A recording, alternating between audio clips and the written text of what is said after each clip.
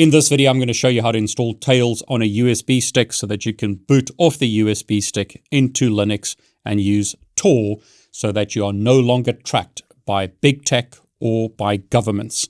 Now, before I continue, quick interruption. If you're only interested in looking at the requirements to run Tails, go to this timestamp. And if you're only interested in the installation portion of Tails, then go to this timestamp. I've updated this video from my previous video because a number of things have changed with regards to the installation of Tails, as well as the Tails operating system, as well as emergency releases to fix important security vulnerabilities in the Tor browser. So I'm creating an updated version of this video because the process to install is different, as well as addressing some of the vulnerabilities in Tor, etc. Okay, but before I show you how to install Tails, let's talk about some of the reasons why you'd want to use Tails rather than Windows, macOS, or even Linux. Tails is recommended by many people and organizations, including Michael Bazzell, who wrote this book. This is an excellent book if you want to improve your privacy, extreme privacy, what it takes to disappear. Fantastic book. Tails is a portable operating system that protects against surveillance and censorship. All your traffic is sent through the Tor network, which allows you to avoid surveillance, censorship, advertising, and viruses. This laptop is running Windows. Windows is notorious for tracking you and having so much telemetry to basically track everything that you do on the operating system. A lot of people would say that Windows is now spyware. Same is true for macOS. So much information is gathered about us that it makes sense that if you want to do stuff in private and not be tracked, that you boot into Linux, and in this example, boot into Tails so that you're no longer tracked. To stop your ISP and others tracking you, all traffic is forced through the Tor network. So in this example, when we go to websites, all traffic is sent through the Tor network so that we can no longer be tracked. But Tails gives you a secure computer anywhere. So instead of using Windows, macOS, or Linux, you are booting Tails from a USB thumb drive or USB stick. It leaves no trace on the computer when shut down. Everything is run from memory, so when you shut down the operating system, everything is lost. Nothing is stored on the hard drive. Nothing is stored on the flash drive unless you create a persistent storage.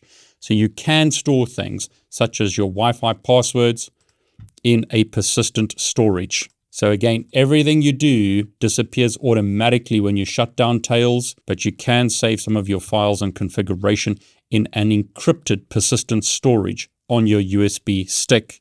So documents, Wi-Fi passwords, and browser bookmarks, etc. can be stored in an encrypted partition, but that's protected by a passphrase that occupies all the free space left on the USB stick. Everything in persistent storage is encrypted automatically, and you can choose to unlock that or not when you start Tails. Tails is also recommended by the Tor Project, which is a global non-profit developing tools for online privacy and anonymity. It's also recommended by Edward Snowden, as well as the Electronic Frontier Foundation. So a lot of people and organizations recommend Tails. Now, who uses Tails? Activists who want to hide their identities, avoid censorship, and communicate securely. Journalists who want to publish sensitive information and access the internet from unsafe places. Domestic violence survivors who want to escape surveillance at home. And you, whenever you need extra privacy in this digital world. Fantastic software, highly recommended. But have a look at the Tails website if you want to learn more about Tails and why you'd want to use it.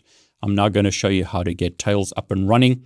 On the Tails website, if you click on Install Tails, you can install it from Windows, macOS, Linux, and the terminal. In this example, I'm going to use a Windows computer. Whenever I do demonstrations like this using Windows, there are comments that say, why are you using Windows? You should be using Linux. The reason I'm using Windows here is most people who watch these videos are using Windows, but you can follow a similar process to install Tails using macOS or Linux. Now, please be aware of the system requirements and recommended hardware. Tails works on most computers that are less than 10 years old. Some older Mac computers with an Intel processor will also work, but please be aware that newer Mac computers with an Apple processor, so like M1, M2, M3, will not support Tails.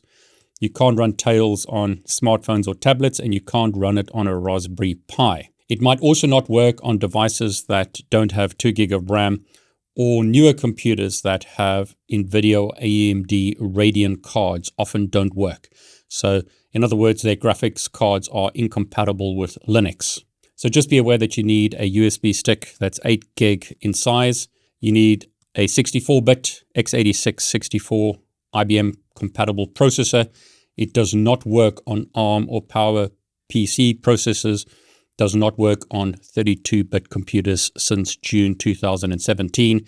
You need at least 2 gig of RAM. It could work on less, but doesn't behave correctly. So I won't bore you anymore. Recommended hardware is listed here. Basically, just be aware it doesn't work on Mac, M1, M2, M3, M4 chips, etc. Doesn't work with some NVIDIA or AMD graphics cards. Have a look at getting an old laptop and simply using that for Tails. Now, an important warning about Tails. Tails is safe, but it's not magic. Tails is safer than any regular operating system, but Tails or any software operating system cannot protect you from everything, even if they pretend to. The recommendations below will keep you even safer, especially if you're at high risk. So protect your identity when using Tails. They give you some advice here, like don't share files with metadata. In a previous video, I showed you how you can easily find out the location of someone by looking at the metadata in a photo as an example. Don't share information such as date, time, location, and device information by having metadata on your files. Tor is the strongest and most popular network to protect you from surveillance and censorship, but it does have limitations. Tails can run safely on a computer that has a virus, but Tails cannot always protect you. As an example, if you install Tails on a computer that has a virus already, it could compromise what you're doing, and running Tails on a computer with a compromised BIOS firmware or hardware will also limit the protection that Tails can give you. So have a look at these links: protecting your identity, limitations of Tor, and using untrusted computers. For more information, the Tails website has a lot of information that can help you. As an example, here's a link to the EFF website, which gives you tips and tools and how-tos for safer online communications. So they have surveillance, self-defense information, a lot of information available here. They also give you a link to Security in a Box, and have a look at those links for more information. I'm not going to bore you with those right now. Let's focus now on the installation of Tails. Okay, so on this Windows computer, I've gone to the Tails website. I'm going to click on Install Tails, and I'm going to select Windows here. We're told that we need a USB stick, must be a minimum of 8 gig in size. We need Windows 7 or later, 2 gig of RAM, 64-bit operating system. You need a smartphone or printer to follow the instructions further in this tutorial. You don't need that, but it does help if you're not sure of all the steps. I will show you the whole setup, however. You need an hour in total. It's going to be a lot quicker than that in our example. But first thing we need to do is download Tails. So I'm going to download the file. It's 1.6 gig in size. So depending on your internet speed, that'll take a while to download. You can download it through BitTorrent, but in this example, I'm going to save it to my hard drive. I'm downloading it simply from the Tails website. If you're more privacy conscious or worried that your ISP is logging the fact that you went to Tails to download the software, you could download it from BitTorrent or go to an internet cafe or somewhere where you are anonymous and then download the software from there. Now, the next thing we need to do is verify our download. So verify that the download is safe and was not corrupted during download. So we need to select our download to verify it. So I'm going to select the Tails image file that we downloaded and click open. And notice it's verifying this version of Tails. So you need to make sure that you download the latest release of Tails and then verify that version using their website. Okay, so verification was successful. Again, this makes sure that it wasn't corrupted or tampered with and that we have the original file. It's highly recommended that you always do this with any software that you download from the internet. Make sure that it hasn't been tampered with or corrupted. Okay, so once you've verified the software, you need to download Rufus. Rufus is the free software tool that we recommend to install Tails from Windows. Now, they've stopped recommending Etcher because it shares sensitive information with the company, such as the IP address of the user, the file name of the image, which lets the creator of the Etcher software know that the user is installing Tails. And it also records the brand and model of the USB stick. So this is terrible. Better not to use Etcher. They also talk about why they recommend Rufus as the installer for Windows. And there's some information here with regards to that. I won't bore you with that. But basically, we're going to need to download Rufus for Windows so that we can write the image to the USB stick. So now we can actually install Tails using Rufus. So we need to open the Rufus download and add to the security warning, confirm that we want to run Rufus.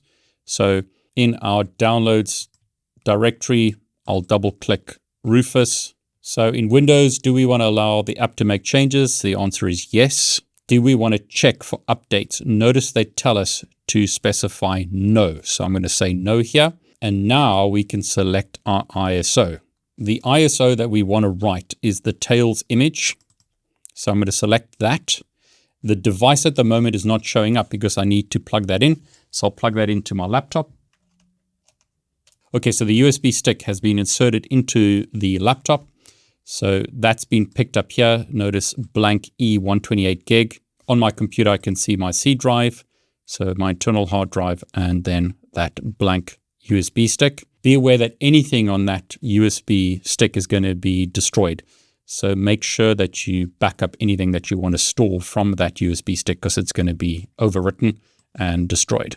Okay, so what I'm going to do is click Start to write the data to the USB stick. Again, we're told that everything will be lost. So I'm going to click OK to write the software to the USB stick. It's writing the image to the USB stick.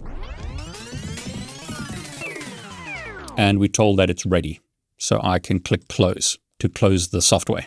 Now, just a note, it needs to be the image file. It's not an ISO file. So if you see an ISO image, that's the wrong image file and you need to download the right software again. So I did say ISO, but selected image, that's the correct file. So make sure that it's the image file and that you write it to the correct USB stick. Okay, so that's all been done now. We're told that everything has been successfully completed. Now we need to open up these instructions on another device. Now you can scan this QR code. I don't recommend that you ever scan QR codes. So you could use this URL to go to the relevant page. The reason for that is they want to give you the instructions on how to continue with the installation. So it simply takes you back here because they want you to restart your computer using the USB stick, and they want to give you the instructions for that. So I've got another computer here that allows me to go through those steps. But again, I'm going to demonstrate how to do it through the computer. It's very simple, actually. So what I'm doing is pressing Shift, and I'm going to restart the computer. So computer is now restarting. What we need to do now is select a device to boot off. And I'm going to select my USB stick, so the SanDisk. And there you go. It's now given me the option to boot into Tails. So I could use some other options, but I'm going to simply select Tails. And it's now booting. And it says preparing Tails for first use. When we first boot, it says welcome to Tails.